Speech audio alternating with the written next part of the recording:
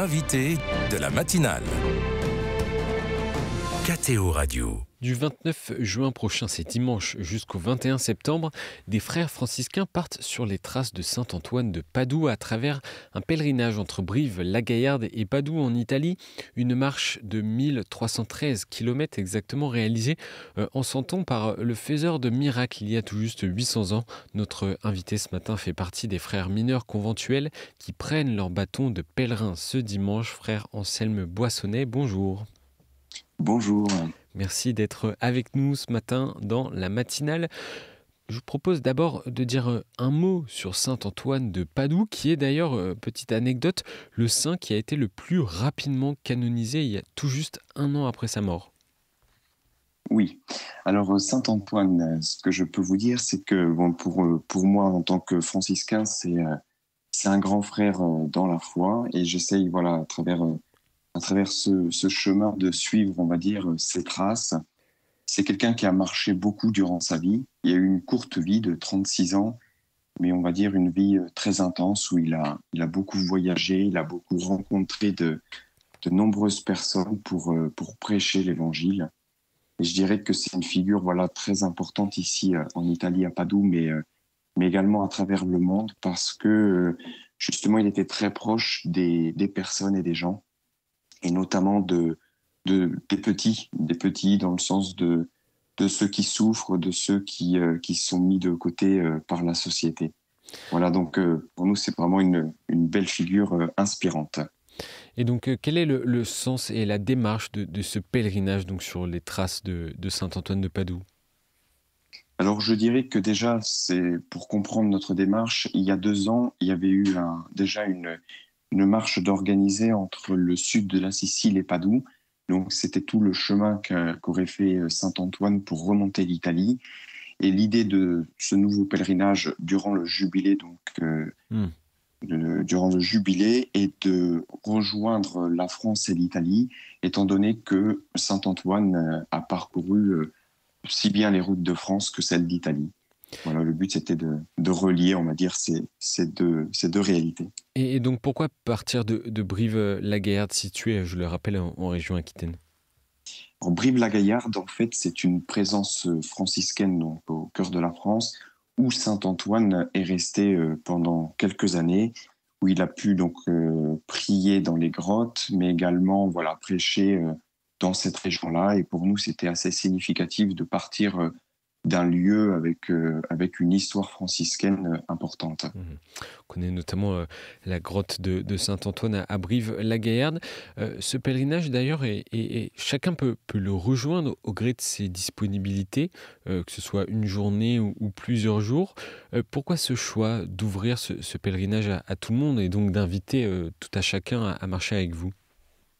Alors, je dirais parce que pour nous, c'est vraiment une démarche ecclésiale, dans le sens où on essaye vraiment de proposer à de nombreuses personnes de venir nous rejoindre pour marcher avec nous, même si c'est même une matinée, mais au moins pour nous, c'était important que chaque personne puisse se reconnaître, parce que je dirais un caractère important de Saint-Antoine, c'est qu'il a touché vraiment une multitude de personnes. On va dire, vraiment, il s'est fermé à personne durant sa vie. Et donc, du coup, pour nous, il était important d'ouvrir au maximum pour justement essayer que Saint-Antoine puisse toucher de nouveau aujourd'hui de nombreuses personnes en marchant. Et je vous cite, frère Anselme, vous avez dit que vous vouliez, à travers ce pèlerinage, réveiller les terres que Saint-Antoine a traversées. Pourquoi les réveiller ? Parce que peut-être qu'aujourd'hui, notre société qui a peut-être un peu parfois mis de côté, on va dire, l'aspect spirituel, ou en tout cas la quête de Dieu. Pour nous, c'était important très simplement, à travers une démarche à la fois physique et aussi spirituelle, de pouvoir montrer qu'aujourd'hui, il y a encore des jeunes qui croient en Dieu, qui croient en sa présence aussi, dans nos vies. Et pour nous, il était important, de tout simplement de passer, comme pouvait le faire Jésus à l'époque dans l'Évangile, de passer à travers ces foules, à travers ces personnes. Voilà, alors nous, ça sera un mode très simple, c'est-à-dire qu'on sera avec une une relique de Saint-Antoine qui vient donc de la basilique.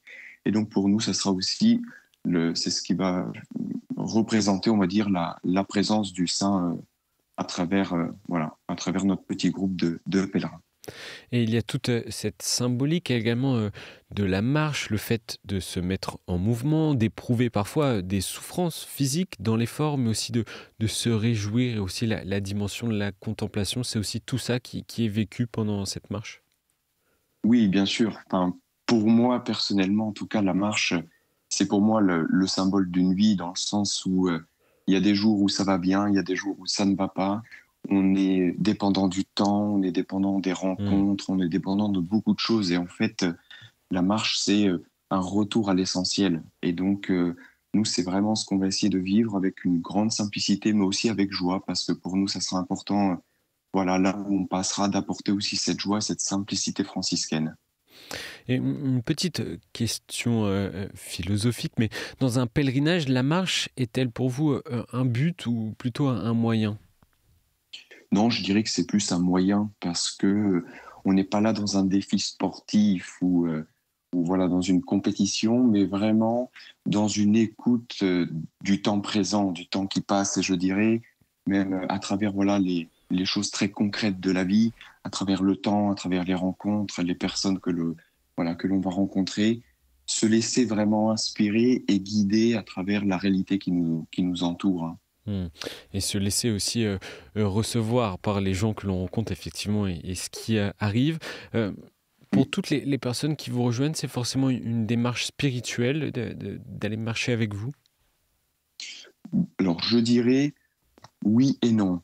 Dans le sens oui, parce que nous, on est dans une démarche spirituelle et non pas obligatoirement parce que vraiment toute personne intéressée, même voilà, à partager des moments de marche simplement, est invitée aussi à venir nous rejoindre. Et il n'y a aucune condition d'être croyant ou non ou Hmm. autre. Je veux dire vraiment, tout le monde est bien accueilli, voilà, comme il est, j'ai envie de dire. Et la démarche d'itinérance également, de pèlerinage est intimement liée à la tradition franciscaine. Oui, oui, oui, tout à fait. Par exemple, enfin, on a eu beaucoup à l'époque même de Saint François. Saint François aussi a beaucoup voyagé de son temps. Enfin, pour nous, cette démarche, cette manière de vivre la vie spirituelle comme un chemin est vraiment quelque chose que nous sentons, voilà, très proche. Et moi, à de nombreuses reprises, avec différents frères, nous pouvons faire l'expérience de partir sac à dos, sans argent, sans rien, mais justement allant à la rencontre des personnes et se fiant sous la générosité des personnes et justement de voir que la providence de Dieu Hmm. est bien présente et bien vivante, voilà, si on vraiment se confie en elle. Et à titre un peu plus personnel, frère Anselme, qu'est-ce que ce pèlerinage signifie pour vous? Alors moi, je dirais que ça signifie quelque chose de très personnel dans le sens où moi, j'ai découvert un peu cet appel de Dieu à travers le chemin de Saint-Jacques de Compostelle. Et donc, je dirais que cette marche, alors voilà, ça fait maintenant 6 ans que je suis rentré, c'est un peu en quelque sorte un retour aux sources, un retour aux origines. Et je dirais que, voilà, vu que j'ai découvert, on va dire, cet appel de Dieu à travers la marche, pour moi, c'est quelque chose que je sens vraiment au fond de moi, qui est, on va dire, quelque chose d'indispensable pour moi. Et je vois régulièrement, j'ai besoin de me remettre en route, de me mettre en marche justement pour, parfois, voilà, juste pour remettre un peu les idées au clair, revenir un peu sur ma relation avec Dieu, ma relation avec les autres, refaire un peu le bilan de ma vie. Et je dirais que pour moi, ça sera vraiment un beau moment de ce point de vue-là, parce que ça me permettra, voilà, au bout de, maintenant, ça fait 6 ans que je suis chez les frères, et du coup, de faire un petit bilan personnel, voilà, de cette vie religieuse que je vis aujourd'hui. De faire un point, comme j'imagine toutes les personnes qui viendront marcher avec vous. Quelles sont Mm. les étapes d'ailleurs françaises de ce pèlerinage? Alors, les étapes un peu pour donner un peu les grandes villes que nous allons traverser. Donc, nous partirons de Brive dimanche prochain. Nous passerons par Limoges. Ensuite, nous nous arrêterons à Aubusson, Clermont-Ferrand, Montbrison, Lyon. Chambéry, et après donc nous passerons vers l'Italie en passant par le mont Cenis. Voilà, donc ce sont des étapes assez importantes dans lesquelles on s'arrêtera, alors notamment à Clermont, à Montbrison, à Lyon, où nous nous arrêterons au moins 2 jours pour permettre aussi à la fois à nos corps de se reposer, mais aussi à la marche. Donc, on a organisé différents événements, notamment donc des veillées de prière, un spectacle sur Saint-François d'Assise, Saint-Antoine, qui sera joué donc à Clermont-Ferrand. Donc voilà, le but est aussi là où on s'arrête, de proposer aussi des temps de prière autour de la relique de Saint-Antoine. Et il y aura des passages parfois assez sportifs suivant les jours, suivant les étapes. Oui, alors je dirais que les plus grosses étapes, ce sera la traversée donc des Alpes, donc entre Chambéry et Turin.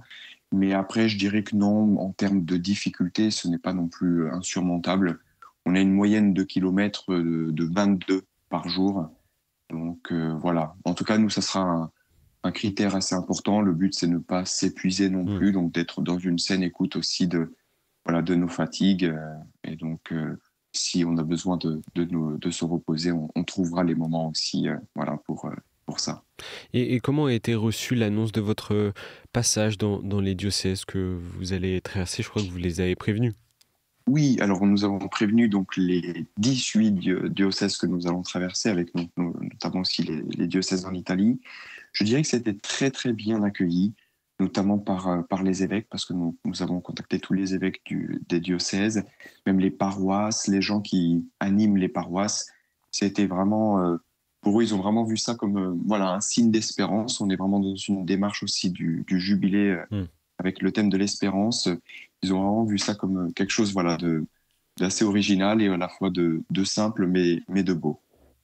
Et donc, ces étapes pour les personnes, les auditeurs qui nous écoutent et les auditrices sont à retrouver sur le site des Frères de la Custodie Française, www.franciscain avec un s.eu, donc pour aller marcher un jour ou plusieurs jours avec vous, frère Anselme Boissonnet. Merci d'avoir été avec nous ce matin dans la matinale. Je rappelle le début de votre marche dimanche prochain depuis Brive-la-Gaillarde. Bon pèlerinage à vous. Merci beaucoup.